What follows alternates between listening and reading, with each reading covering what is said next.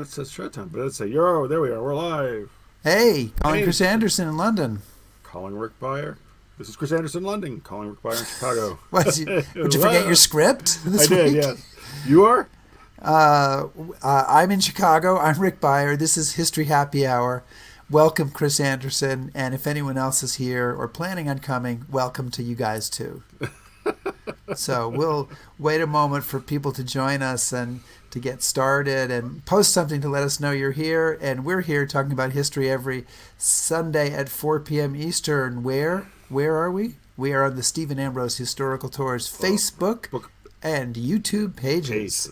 And all of our broadcasts are also archived on the History Happy Hour webpage. So there. Chris, who do we have joining us? Well, I'm happy that we have Marcus Boyd, our friend John Matthew, Kevin, Doreen, Deborah, Jean. Chris and Jean. Wow, look at that. You've got friends, Rick. I think, got Doug McCord is ready. Doug is probably piling up the list of questions to ask. I can feel it now, Doug. Or look at them all. Oh, look at that. Ann Martin Schaffner, my dad was in the Ghost Army, and Ann, I don't think we've spoken, so I sure hope you will be emailing me at some point after this show. And Cynthia Glass is there, and with Richard Katz, and Richard's father was also in the Ghost Army, so that's cool. And, we've got lots of people, Chris, joining us. Mike from Normandy. And so it's what time is it? It's time for some intro music, I think.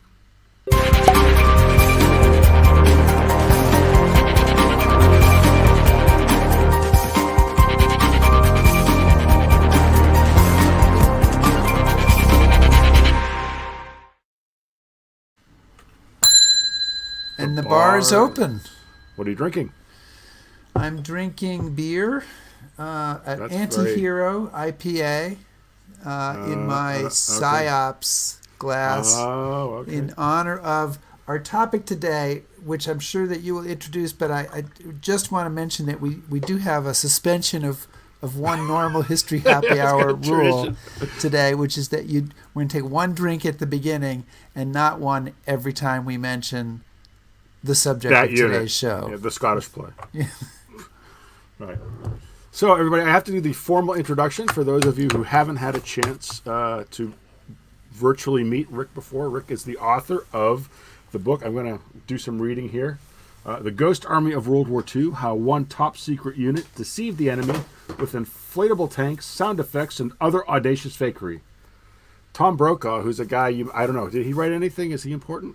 Anyway, I think he is. This guy named Tom Brokaw that we met on the street said that the Ghost Army of World War II describes a perfect example of a little-known, highly imaginative, and daring maneuver that helped open the way for the final drive to Germany. It is a riveting tale told through personal accounts and sketches along the way. Ultimately, a story of success against great odds. I enjoyed it tremendously. Wow. That's pretty impressive. Awesome. Yeah. And by the way, there's like a little local paper called the New York Times. And I guess it showed up, They have some lists. Yeah, Got on a list, yeah. All right, so moving on. So, anyway, why don't we start by having you tell people, the one or two who've not heard this story before, what exactly is the Ghost Army?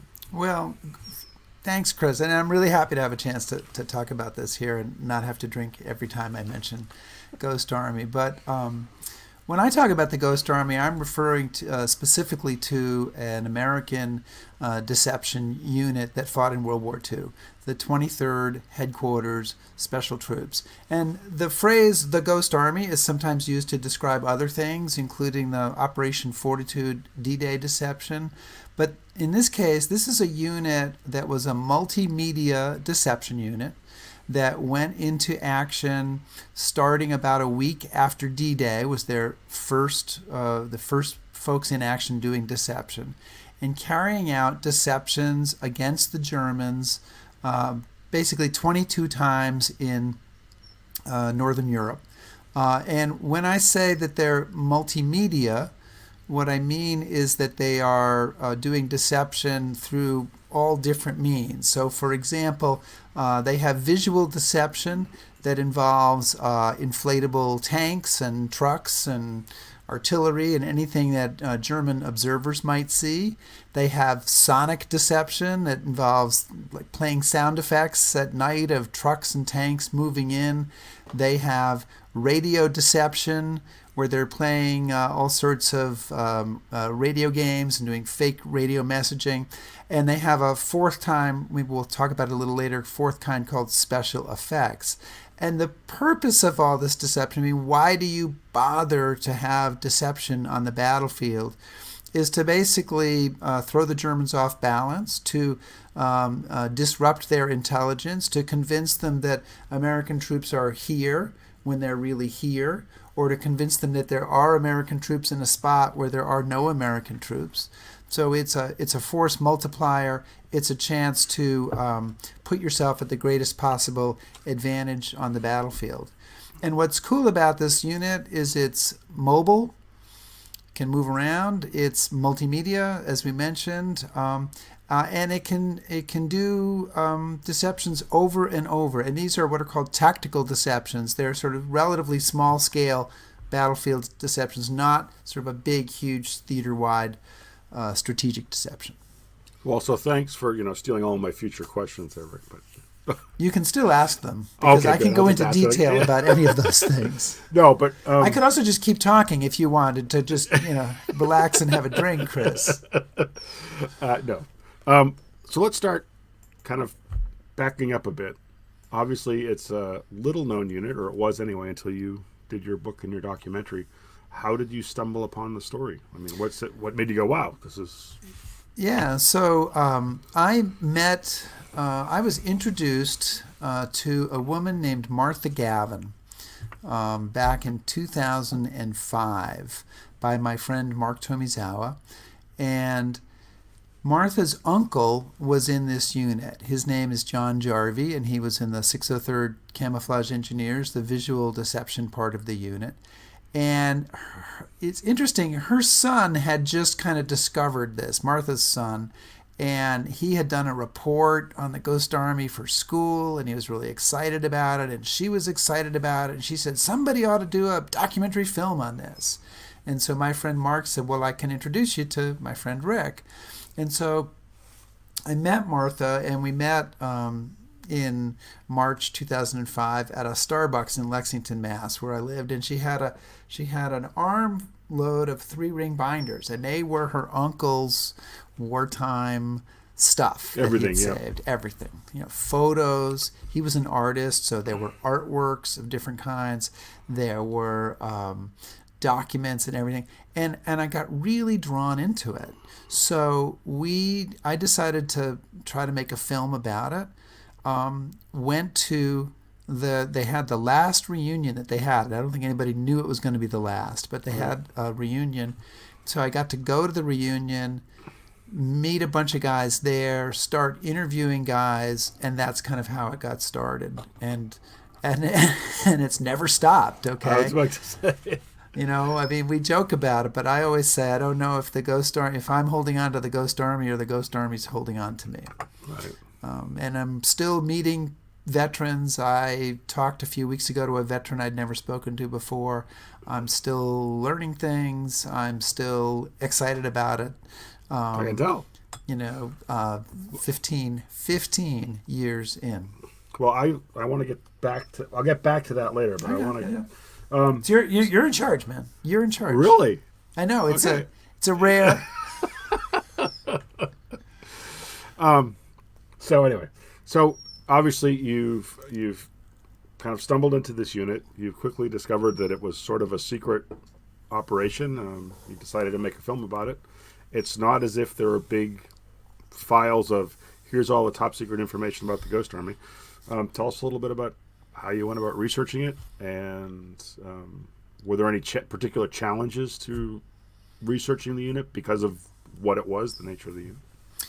Yeah, so the first thing it's important to know is that I actually, I'd like to say I was the first who stumbled across this, that some other people had stumbled across it before me.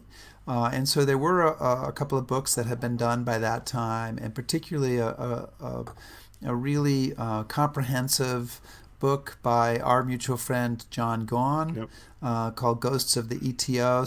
So that was a good starting point. And in John's really excellent footnotes, they pointed me towards the National Archives, that there are, in fact, about 4 boxes. The shelf width, I have to change our picture here to do this, but the shelf width is about this wide of boxes, and that's the entire paperwork for this unit. That's not a fishing story, right? In World War II. No. Okay. And I mean, you might get another regimental unit, and it's 10 boxes like that. But this is 4 skinny boxes of paperwork that included a fantastic document that is now on the Ghost Army Legacy Project website, ghostarmy.org, which is the official history of this unit. And that's kind of it's kind of the base text for anybody who's writing about this, is the official history.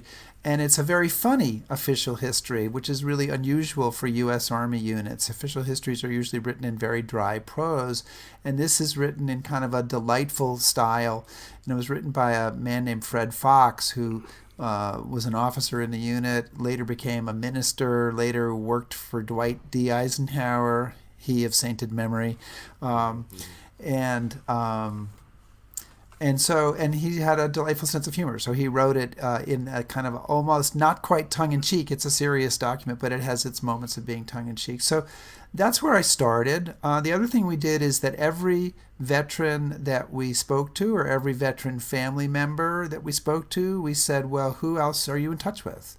And spread that out through other family members and other veterans, and tried to build a group of veterans that we were in touch with, and asked the veterans what materials they had. And Chris, I know you'll appreciate this, because I know you've done very similar things, but the willingness of folks to send stuff was unbelievable. And I think about Bernie Mason, who just passed away at age 99, I think. And Bernie was a lieutenant in the 603rd, and I spoke to Bernie. He's like, I'll send you my scrapbook. And he put his scrapbook in a priority mail box and just put it in the mail to me, his World War II scrapbook. And he didn't know me. He'd never met me. Right. But the willingness to share the information was great. And, and then you just keep poking around. You'd keep the Ralph Ingersoll, who we may talk about later, who's part of forming this unit, discovered that his papers were at Boston University, and I lived in Boston. Woohoo! Yeah. So made a trip there and found amazing stuff that nobody else had ever written about in the other Ghost Army books. So that's kind of where it got started and how we moved forward. And since then, I've also, I've tried to visit the battlefields. I've tried to expand the search. We are still researching and still learning about the veterans in the unit.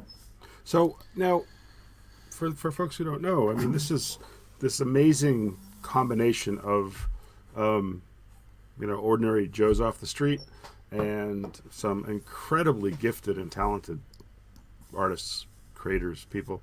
How does the unit come together? So, on my trips, I get asked a lot of times, well, how did Don Malarkey find Easy Company, or how did they become paratroopers?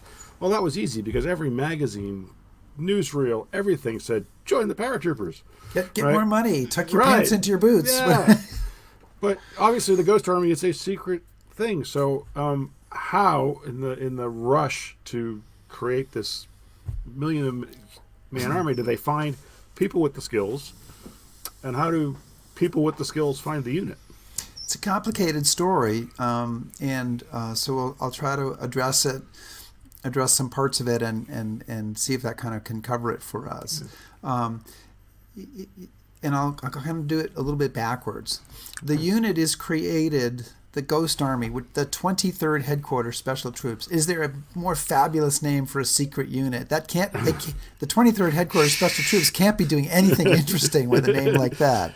Oh, Rick, and actually, sorry, but as you're answering this too, also, James just asked how many people were in the unit. Oh, yes. So it's 1,100 soldiers in the unit, approximately. Sorry. And, nope, that's all good. And so in January December 1944, the orders are cut that call for the formation of this unit. Now it's 5 months before D-Day. And so they have to go really fast. So they're not going to start drafting people and training people from scratch. So they take pre-existing units that are already doing something and training and sort of throw them together into this deception unit. Mm-hmm. So the biggest one is the 603rd Camouflage Engineers. And these are the guys, many of them are artists, and I'll talk a little bit about how they formed. But they've been around for almost 2 years at this point, 1.5, 2 years. And so they're not going to be doing camouflage anymore. They're going to be doing deception. There's a signal company that's out in California that is brought in, that we're just going to take this signal company, and we're going to do that. The sonic deception company was kind of a different idea, the 3132nd that did sonic deception. They are training separately at Pine Camp in New York, and they have, in the sonic deception company, they have a lot of the folks from the Army Specialized Training Program, the ASTP, that shut down and had all these smart people in it, so they grabbed as many as they could for the sonic deception program. So they put all these pre-existing units together. Now, the one that has all of them have really interesting people in them, yep, and in many cases talented and skilled people. But the one that people really think about a lot, I think, is the camouflage unit that has the artists in it. And at the beginning of the war, there is actually some advertising going on saying if you're an artist, you may, and some word of mouth stuff going on, you may want to try to find your way into a camouflage unit. Right. Some colleges art schools offer camouflage classes. Yeah, so in Pratt does, right? Yeah, Pratt does. I think Cooper Union did. I think some others did. And so they are sort of doing some training even before the war starts, even before Pearl Harbor. I mean, that starts really in 1941, I think. And so there's a pipeline from some of the art schools into the camouflage unit. And so that's how a lot of the artists end up there. In some cases, it's simply a case of in the radio unit, they decided that what they really needed were high-speed radio operators. So they transferred a bunch of guys out of this signal company whose job would have been laying cable and doing stuff like that they didn't need. And then they brought in people with an MOS, an Army speciality of being a high-speed radio operator, like a 766 was the code. That's the MOS for an Army high-speed radio operator. What? So I mean, it's a combination. You have some sort of advertising, if you will, or recruitment for the camouflage unit. You have some cases where officers are simply out there. How can we find smart guys who can kind of figure this stuff and put it in? And there's probably just some that's pretty much dumb luck. I love Jack McGlynn, who was from Medford, Massachusetts, said he was offered a chance to stay in a stateside unit or go with this weird psychological operations sound unit. He didn't really know what it was going to be. Right. And then he was at a church or something, and a woman who was the mother of a friend of his came up to him, and her son had been killed. And she said, "How can you be here when my son was killed over there?" And Jack said, "I decided I was going to get in the unit that was going to go overseas because I didn't want to deal with that sort of thing." Yeah. So it's a whole bunch of different stories. Well, it's always kind of amazed me with this unit and also a lot of these specialized units. People would always criticize the Army and joke about why the guys got selected to do certain things. But the fact that as the Army's going from nothing to eventually 16 million people in uniform, how they're actually organized enough to find some of these people, right? It's pretty amazing. And, there's a lot of jokes about the Army and its ability to handle things like this. And Bernie Mason, who I mentioned before, when he was in basic training, he remembered the sergeant said, "Is there anybody in this company who's an artist?" And Bernie raised his hand. And he was assigned to paint the garbage cans for the next 5 days. And he said, "I never raised my hand in the Army ever again." Right. But on the other hand, there really is, I think, a remarkable, I don't know exactly how they did it, but they do manage to kind of root the right people to the right units in so many of these different cases, and it's really quite extraordinary. It is. Moving back, and I should have asked you this earlier. You should have, whatever it is. Whatever I don't know why is. you didn't. I'm always sorry, everybody. Rick will take over again next week. But Rich Randall asked, and I won't put the question out because it's a pretty simple one. But whose bright idea is this? Right? I mean, just right at the very basic level, whose idea is it, and how do they convince the Army you got to have this? And Rich thinks that's a simple question because sadly, it's just a short one. So it's a really great question, Rich. Thank you very much. And it's as far as I can tell, it's two guys, two officers, two American officers, Colonel Billy Harris and Major Ralph Ingersoll. And I want to say, first of all, that obviously the deception has got a long military history going back to the Trojan horse, but specifically in World War II, the British had done a lot of deception. And in the case of tactical deception, they had done something called Operation Bertram in northern Africa at the Battle of El Alamein. And that is probably, Ralph Ingersoll was in Africa. I think it's clear that was in some ways the inspiration for creating this unit. But you've got these two officers, and they're in London, and it's summer fall 1943. And they're really kind of a marriage of opposites. So Ralph Ingersoll is a very flamboyant civilian who's now become an Army officer. He was a publisher. He was an author. He was a journalist. He was very famous. The New York Times called him an egotist. They had a great line about what a huge egotist he was. And so he's kind of this like wacky figure.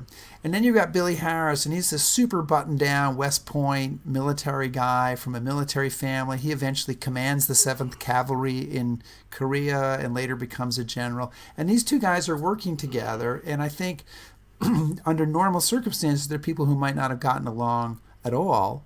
But they together kind of come up with this idea of, well, we're looking for ways that after the invasion we can give ourselves the maximum advantage. Can we take advantage of this deception idea, and can we kind of do it one better? And the one better is not only to sort of have the ability to do deception, but have a unit that's tasked to do it and that is ready to go whenever you want it to go.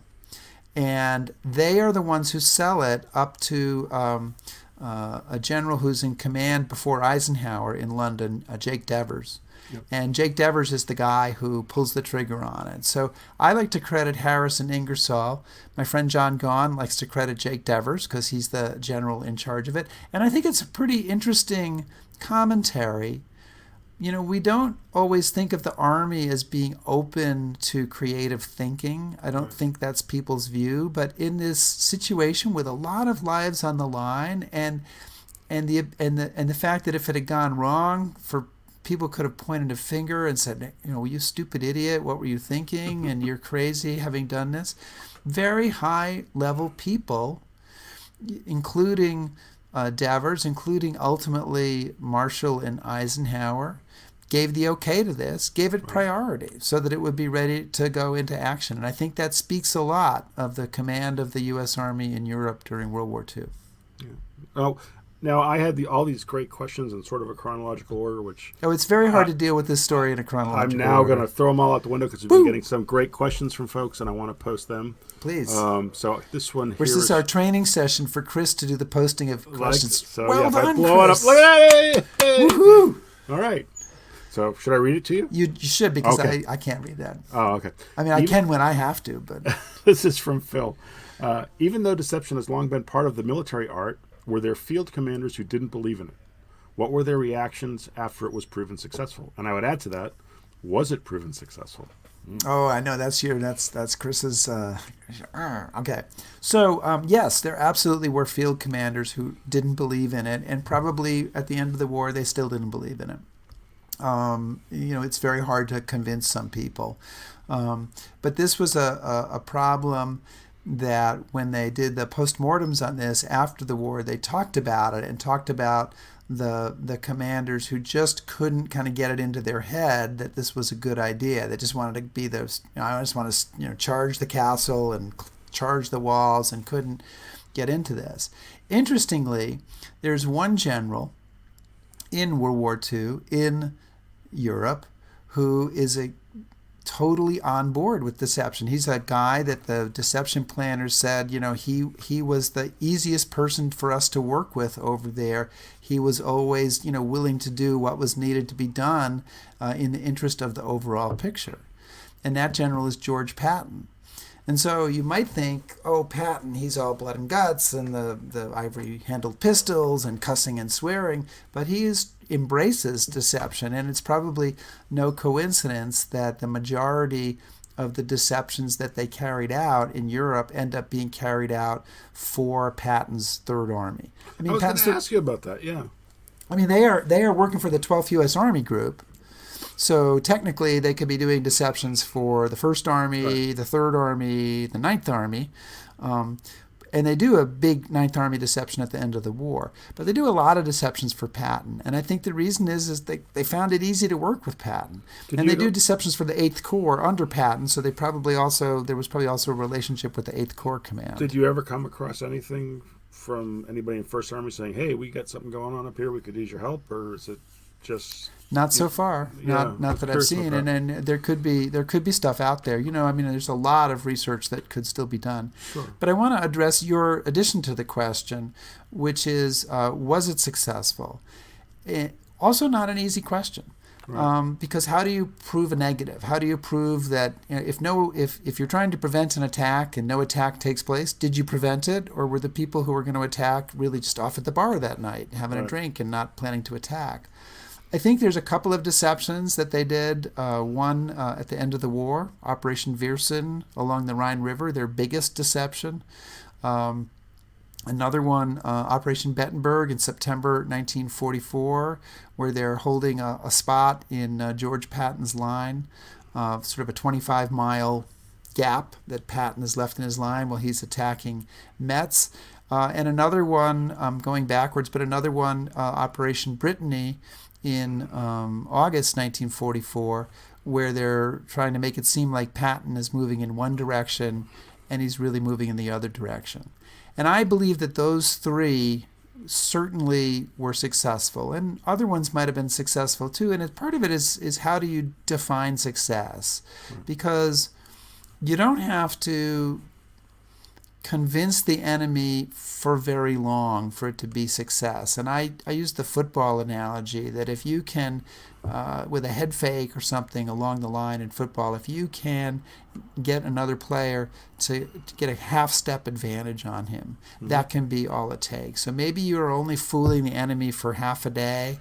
Maybe you only have them confused about it, not really fully convinced, but that might be enough to hold up their actions and therefore put you in a better position. So let's kind of do a hypothetical, I guess, because one of the things about this unit that you read about that comes out is just how complex these things were. I mean, this isn't a simple operation. So how does a deception happen? Like, how do the guys in the 23rd know, okay, we've got a mission? And then what do they do to make it happen? So I'll take a specific deception as an example. One of the ones I know the most about, Operation Bettenberg in September 1944. So they're sitting around in outside of Paris, and Eisenhower's headquarters is at a hotel in Versailles. And the commander of the 23rd, one day, I'm going to say September 15th, it's around that time, he gets summoned to the offices of the Special Plans Branch of the 12th U.S. Army Group with Billy Harris and Ralph Ingersoll and probably some other people. And he is told that there's a gap in Patton's line and he needs to go fill it for a few days before they can get a real division in there. So he comes back and alerts his officers, they're in Saint-Germain-en-Laye, so that's not too far from Versailles. And they essentially, that's at noon. By 4 p.m., they're on the road.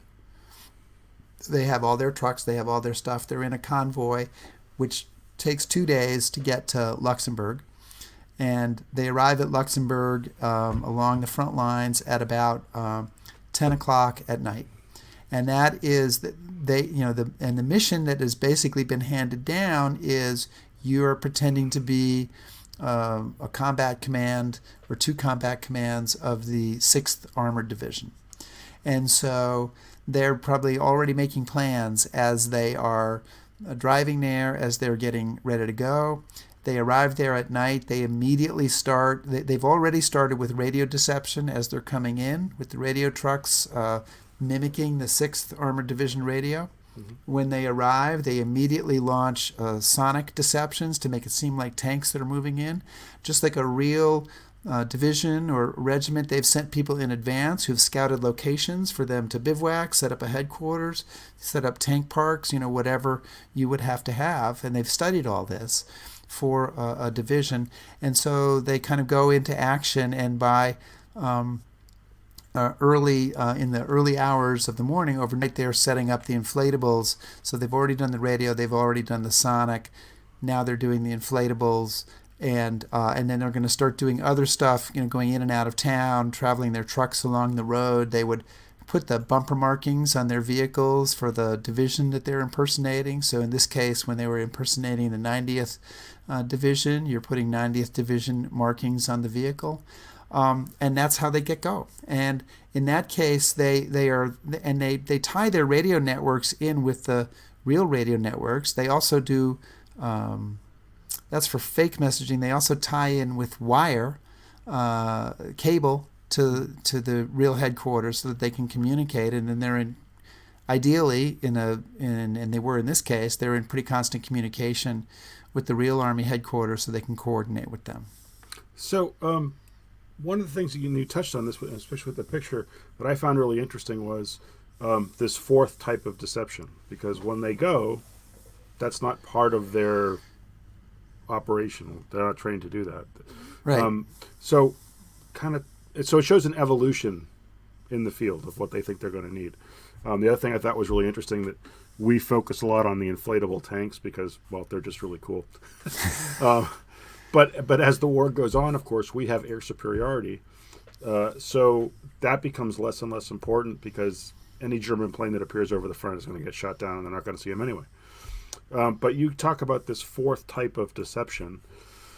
What is it and how does it come about, and kind of where does it fit into the scheme of things? Right, and so it is really interesting, and I will talk about the 4th type of deception, but I'll say one sentence before that as the inflatable tanks, and this is just one from Operation Brest in August, and I love how you see how it's camouflaged and yet you can still see it, so it's pretty realistic looking inflatable tank. Right. As the inflatable tanks become less important, a couple of types of deception become more important, and one is the radio deception. And just to mention that is a big part of what they did. It's the least sexy thing. Sending out fake radio messages by Morse code is just not sexy. And it is probably one of their most effective forms of deception. Right. And so, a shout out to the radio guys, the radio trucks, George Dramis, who's still alive, and the other radio operators. They did a great job. But everybody in the unit is involved in this 4th type of deception, which is called special effects. And the basic idea is this. We've gone to war with these 3 types of deception. So we can fool the German observers from church towers or airplanes. We can fool the listening posts across the river. We can fool the guys on the radio. But what happens if the Germans have left some spies around as they've retreated to Germany who are watching? And if they don't see tanks, if they don't see soldiers, if they don't see something going on, those people will kind of hurt your message. So they developed this idea of special effects, which is we're gonna put the bumper markings on our vehicles and drive them back and forth through town. We're going to create phony counterfeit shoulder patches, and these are some of the actual counterfeit shoulder patches that they created from the scrapbook of Seymour Nussenbaum, and we're going to put them on our guys, and our guys are going to go into a cafe or go into a water point, where you collect the water for your unit, meet with the mayor of the town, whatever, wearing those shoulder patches. We're going to create phony headquarters, because if a regiment is in an area, if the 119th Regiment is in an area, you need to have a regimental headquarters. And so if you look at this picture, this is a fake headquarters. And the things that make it look real, well, you have an MP to the right of the picture. You have a Jeep with 119th regimental markings, 30th Division, 119th Regiment. You have a sign over the doorway that says Crisis CP, so that's the 30th Division. Yeah, and that's their code name. And you have all those wires, which all those wires basically are nothing. They put them there. They're just wires. So you have this phony command post, so that anybody who sees any of this stuff is going to report back and say, yeah, I saw trucks with the 30th Division markings. I saw 30th Division headquarters. I saw guys with 30th Division patches. And maybe they see it and maybe they don't, but you're making sure that you're not going to undermine your own message. And that's kind of the genius of special effects. And it's developed by the enlisted men and the junior officers. It's developed in the field, not superimposed by the command, not something they brought across the ocean with them, but something that came out of their own experience. And again, a shout out to the Army and to the command elements of this unit, Clifford Simonson, who was the operations officer of this unit, that they listened to these ideas and were willing to do them. And one of the parts of a fake headquarters, Chris, what does a fake headquarters require? Fake troops. And a fake commander. Oh, I love it. Yes, I was going to ask you. There's a great commander. Story about that. Yeah. So, well, I got a bunch of them, but I mean, this is if you had guys pretending to be generals, you have guys pretending to be colonels, and in this particular fake headquarters here, which is in Dulken, Germany, and I just love this. I'm just going to show this for a second. We found the building. This is what it looks like today. So I've been there. I haven't yet had a chance to go in and say, "Hey, did you guys know?" Anyway, because it's a bar. No, we know nothing. It's a bar. But you have a fake headquarters. You need a colonel in this case, and the colonel in this fake headquarters was played by a captain named George Reb. And George is, I don't know, he's a West Point grad, but he's probably 24, 25. I mean, he's very young, right? Yep. He's just out of West Point. And he's wearing, he's in there coming in and out from time to time, and he's impersonating a colonel. And a couple of other American officers who happen to be West Point classmates of his are in the area, and they're trying to get directions or something, and they discover he's there, so they go in to say hello, and they're captains, and he's a colonel. And what the hell's going on? And they don't want to ask him, but they're walking out, and they say to his staff sergeant, "Well, what's the deal?" And the sergeant goes, "Oh, sir, fortunes of war." But this happened all the time. And there was another impersonation where there was a guy impersonating a general, and same I think it was the same operation, and they're on the road in a convoy of jeeps with this guy in general stars, and they've got guards with Tommy guns and the whole thing. And the thing he was most afraid of was what happens if we run into another general. It's my division. No, it's my division. How far do you take it? Because they're not supposed to tell, right? They're not supposed. You don't want people to know that there's this bizarre, fake unit around. But what happens when you run up against a reality there? Well, I was going to say, actually brings up an interesting point, because we love these stories, and it's always fun when we trick the Germans. But it's a very tricky thing that they're doing. It's not only is to keep the secret, operationally with the Germans, but also most of the American Army doesn't know about this, and that causes problems. And I wanted you to kind of mention there's the deception around Brest, Right. where again this is all new. They do too good of a job. So what happens if? Well, in Brest, and I don't think I didn't put the map in here, but in Brest, Brest is besieged. It's a port city. It's besieged by the Americans, who really desperately want the Germans to surrender so they can use the port, or they want to beat them so they can use the port. And but they kind of don't have enough troops. So one of the things they do is they bring in the Ghost Army, and the Ghost Army impersonates elements of the 6th Armored Division on the flanks with the idea of drawing forces away from the center. That's sort of the basic idea. It's a little more complicated, but that's the basic idea. But there's somewheres along the line, there's a commander on some level who doesn't really believe in this deception.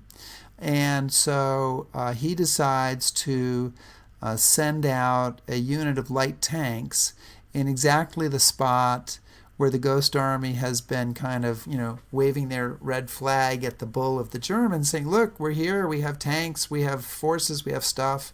And so the Germans have sighted their 88s on this area and are watching carefully. And then when the real attack comes in that area, it gets clobbered. And I have photos of the knocked out tanks because the guys, saw them later, and they got hammered.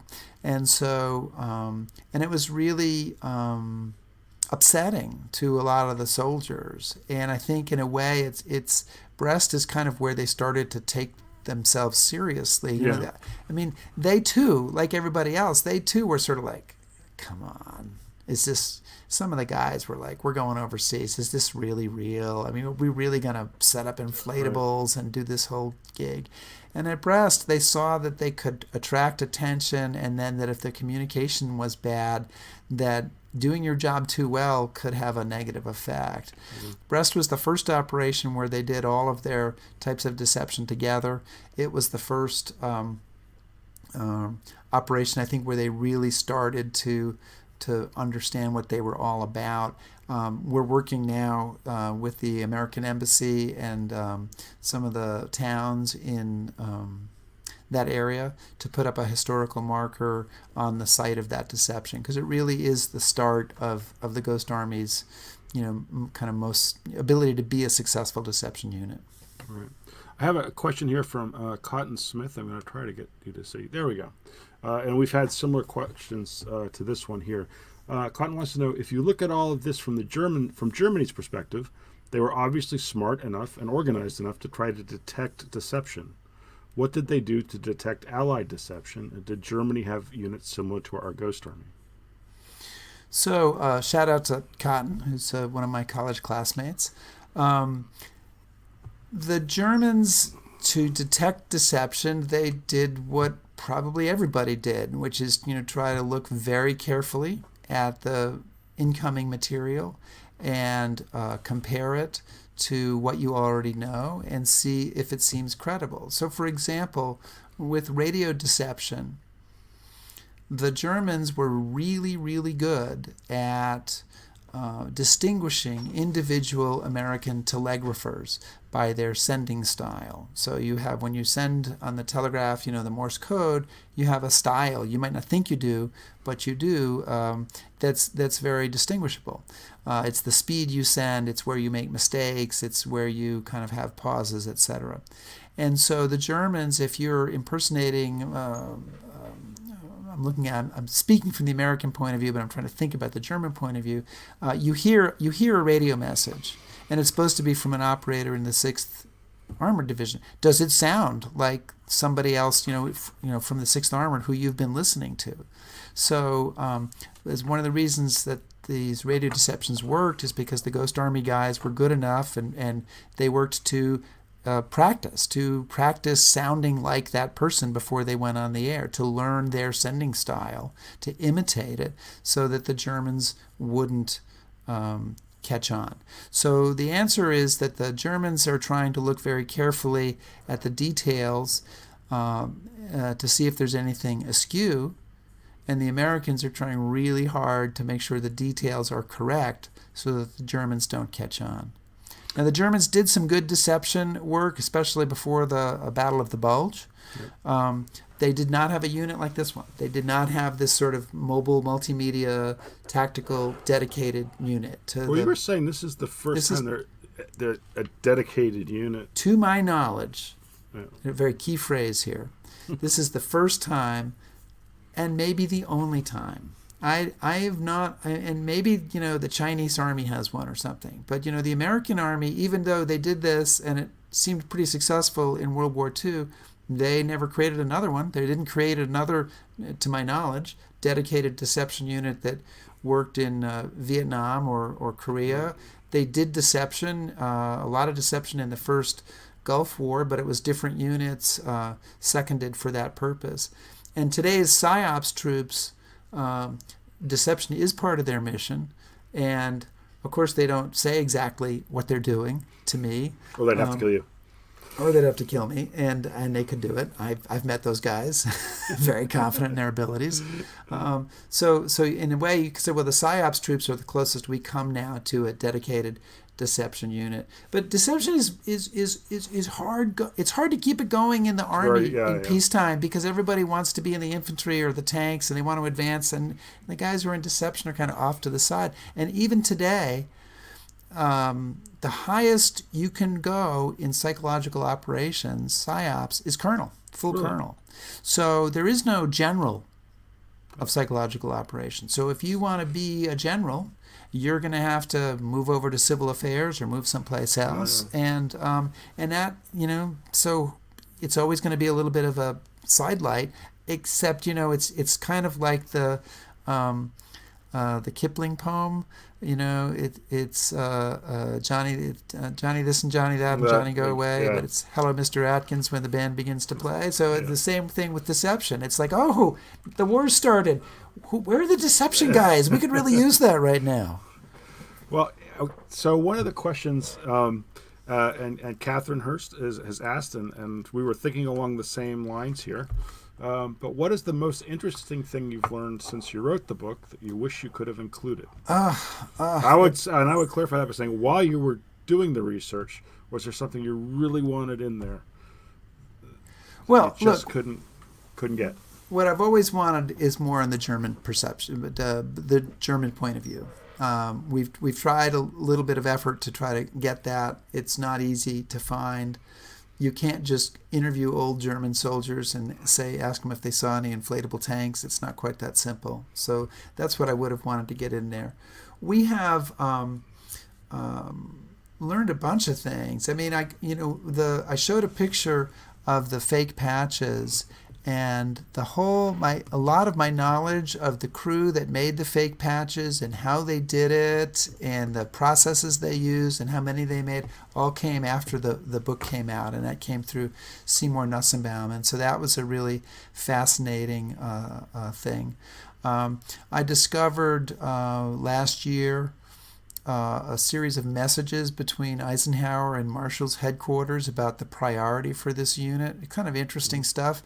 Eisenhower, and it's not Eisenhower personally, but Eisenhower says, I want this unit on this particular convoy in May so that they're going to get here in time. And Marshall cables back the same afternoon, like, okay, we can do that, but we'll have to displace 1,000 combat pilots. And then Eisenhower goes, okay, I'll take the combat pilots, but then they got to be on the next convoy, which they were.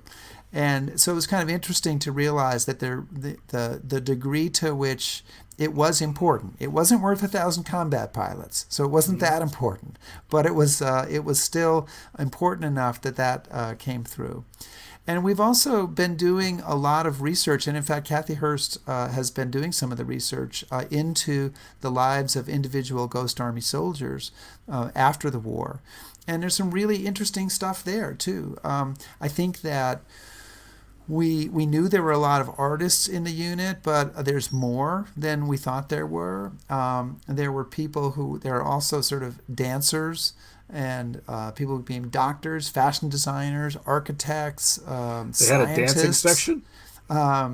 They didn't, but there were people who became dancers. Okay. And so they had scientists. They had a lot of interesting people. So it's really interesting to learn more about the sort of the variety of people who were in the unit.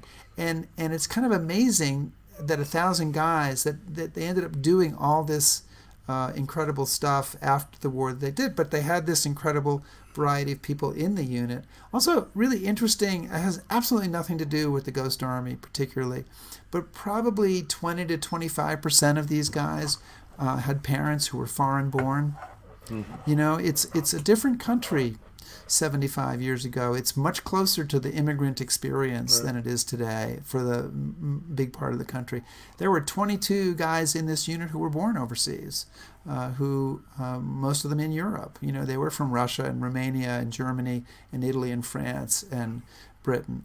And so that's been interesting to learn. So, I mean, none of this is stuff that's at the heart of, like, we didn't discover the deception that never came off, or we didn't discover that they really saved the war or something. No, but you're finding out more about the unit. More about the unit. And, like, as I said, we were doing, Kathy was doing research into a veteran named George Dramis, and we discovered that George Dramis was alive. So I called him up. Called him up. Here's how I'll do the research. I'll give him a call. And he started telling us about some things. And one thing he told us about was he confirmed a story I'd heard from another veteran about a shelling that hit the mess tent and injured a bunch of guys during an operation. And I'd always wondered if that story was really true, because this veteran had told it, and I'd never heard anybody else tell that story. And then here's somebody, you know, years later and 1,000 miles away telling the same story. So that's always kind of cool to get that sort of confirmation. So we've gotten this question a couple different ways, but I'll ask it to you now. Were the guys in the unit, is part of the reason that it's not well known to your book, was that they weren't allowed to talk about it? Were they allowed to talk about their war? So a lot of the guys were told not to talk about it. I'm going to say a lot and not all, because some of the guys say they weren't told that. And it's very clear that everybody in the Sonic unit got pretty strict orders. It's very clear that all the officers had pretty strict orders.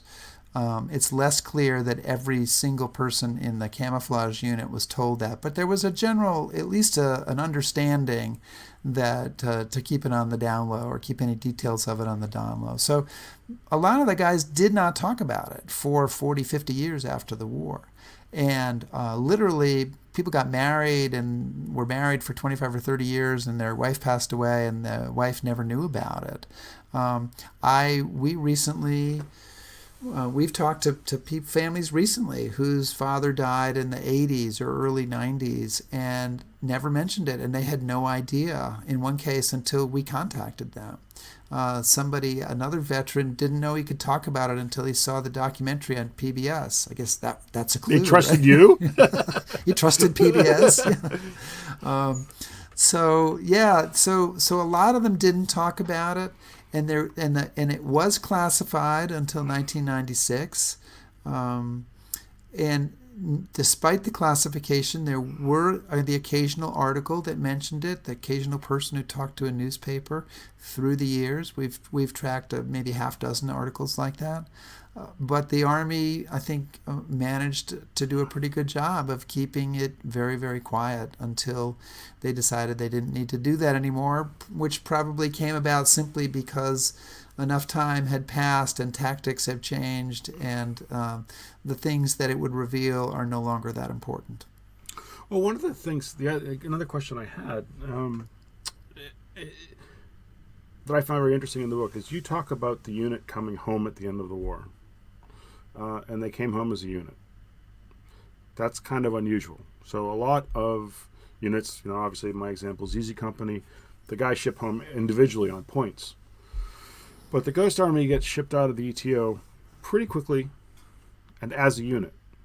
Have you come across any indication that they were going to be deployed to the Pacific, or was there a reason? So they were going to be deployed to it.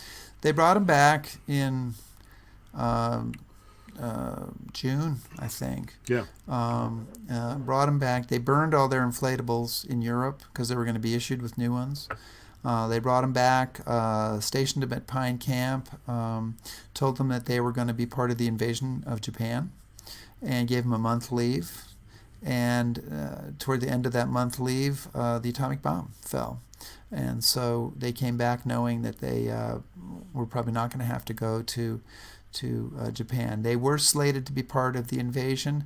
Shortly after the bomb fell, there was a message from Eisenhower's headquarters saying he no longer had need of their services. And I think that everybody in that unit was happy that that bomb fell. Absolutely. I'm just gonna, I'm not commenting on it one way or the other, but I'm saying Sure. that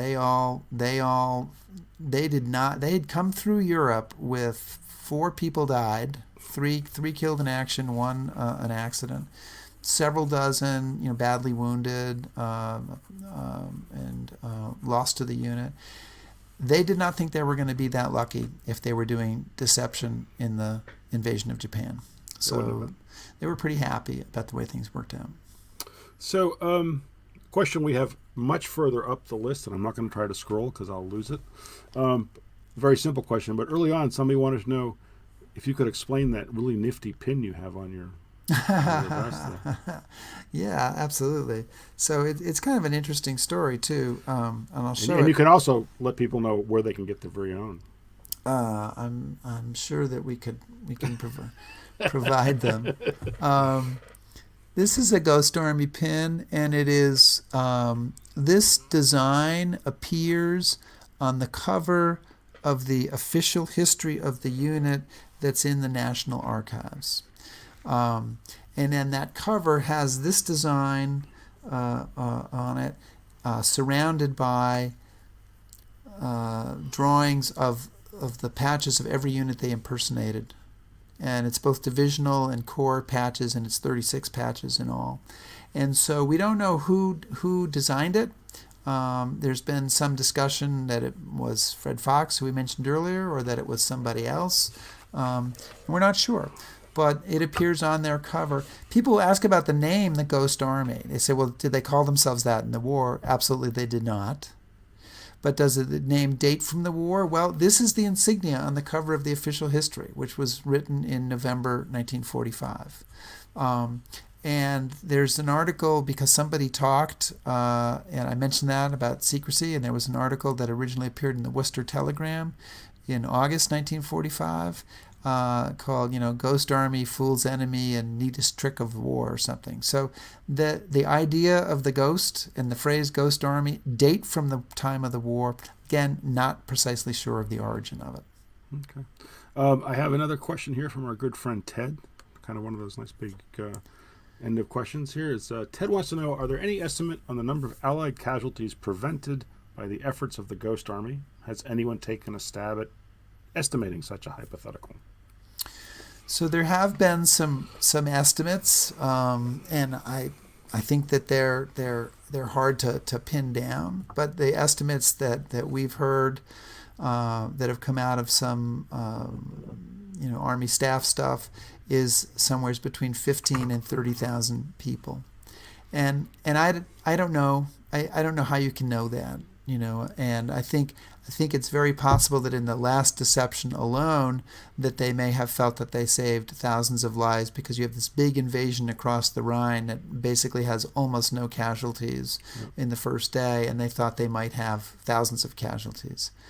I would say 2 things about that number.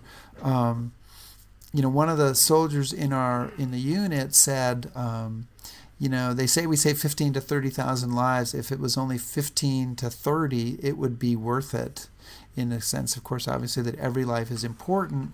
This unit is the idea of kind of using creativity and illusion to fool the enemy and to save lives. And the fact that it does succeed in saving lives is very important, no matter what the number is. A few years ago, I was at a screening of the film, and a guy walked up to me at the end of the screening, and he said, I was a tanker under Patton. I was a tanker under Patton at Metz, and I never heard of this unit. But watching your film, I think this unit might have saved my life.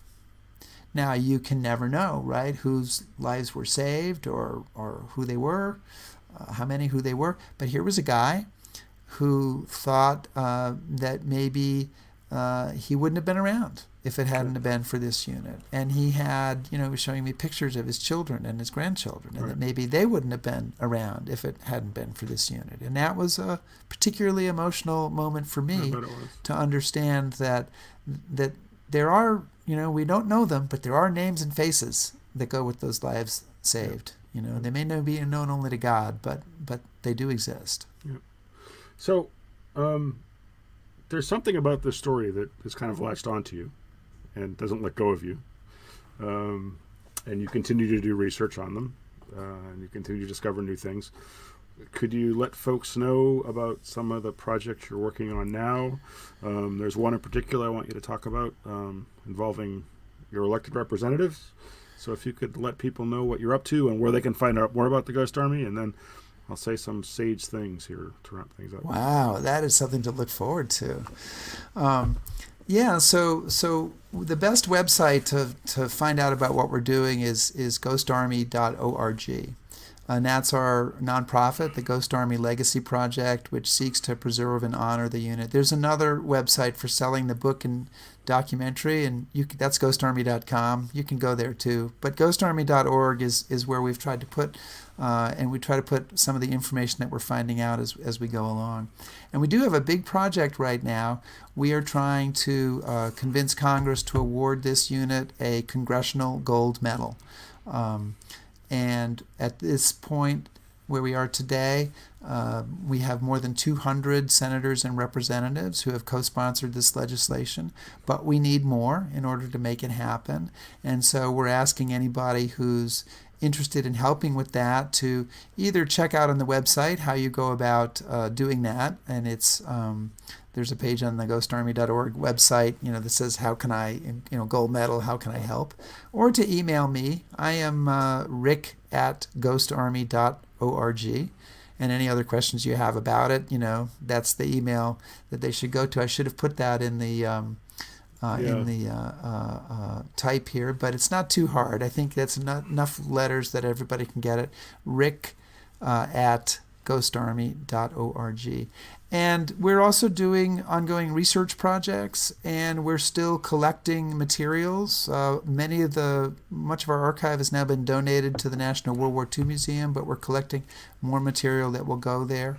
And we're just trying to make sure that these guys are not forgotten, because this idea is a pretty cool one, and we want to make sure that it's remembered.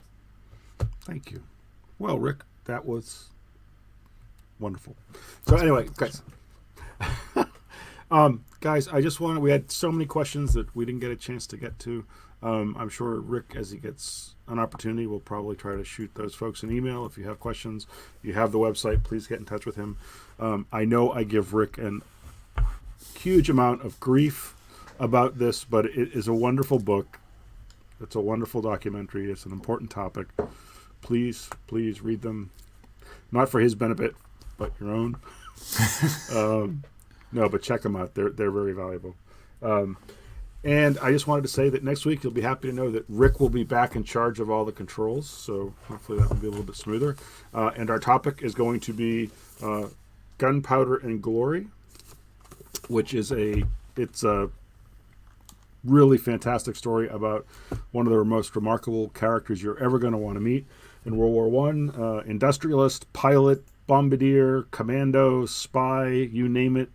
Frank Brock did it. So, and look, it's got zeppelins and and searchlights and fireworks, and I mean, it's unbelievable story. It really is. So please tune in for that. Have a safe week, and we'll see you all next week. Thanks, everybody. Thank you.